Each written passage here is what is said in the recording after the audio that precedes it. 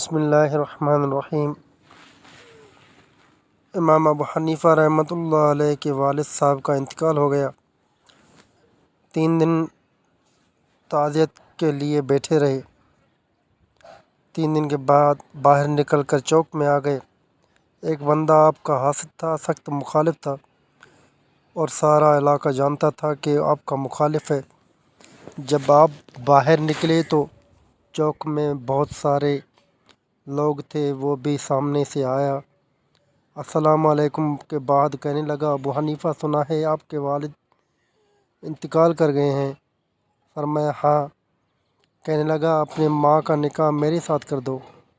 اللہ اکبر! ایسا سخت جملہ کہ وہ انسان کی نیند میں سوراخ کر دیتا ہے۔ انسان سو نہیں پاتا۔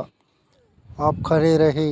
جملہ سخت تھا مگر بات تو شرعی تھی، غیر شرعی تو نہیں تھی۔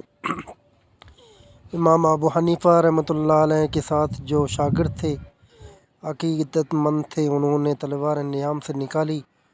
آپ نے فرمایا، چپ کر جاؤ، ہم کوئی لاوارث تو نہیں ہیں۔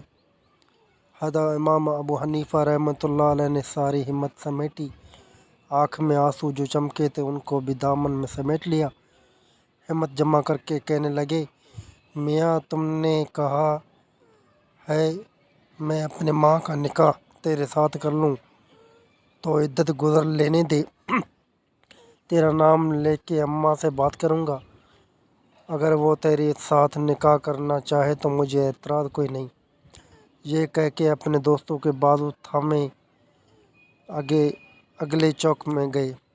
وہ بندہ دھڑام سے زمین پر گرا اور روح پرواز کر گئے۔ لوگ کہنے لگے، حضور اس سے کیا ہوا؟ آپ فرمانے لگے، اس نے سمجھا تھا میں لاوارث ہوں، اسے کچھ بھی نہیں ہوا۔ ابو حنیفہ کے صبر نے اس کی جان لے لی۔ کئی دفعہ لوگ بڑے سخت جملہ کہہ دیتے ہیں، بڑی تکلیف ہوتی ہے۔ حسد بڑی بری چیز ہے، اس کے شر سے اللہ ہم سب کو محفوظ فرمائے، آمین۔